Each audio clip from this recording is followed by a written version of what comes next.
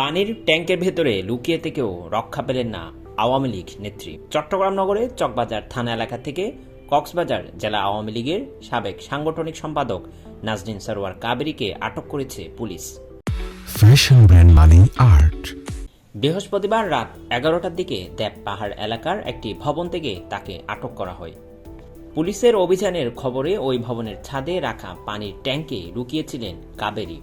নাজনীন সরোয়ার কাবেরী কক্সবাজার 3 আসনের সাবেক সংসদ সদস্য সাইমুম সরোয়ার কমলের ছোট বোন।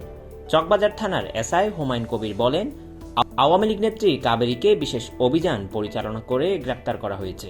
তিনি বর্তমানে চকবাজার থানা পুলিশের হেফাজতে রয়েছেন। আটক এড়াতে তিনি পানির ট্যাঙ্কে লুকিয়েছিলেন। চট্টগ্রাম নগর পুলিশের উপকমিশনার শাকিলা সুলতানা বলেন, আটক মহিলা নেত্রীকে কক্সবাজার জেলা পুলিশের কাছে হস্তান্তর করা হবে। সেখানে তার বিরুদ্ধে একাধিক মামলা রয়েছে। ডেস্ক রিপোর্ট, সারাদিনের সংবাদ। ফ্যাশন ব্র্যান্ড মানে Art. Men's, ladies and kids wear. Art be smart.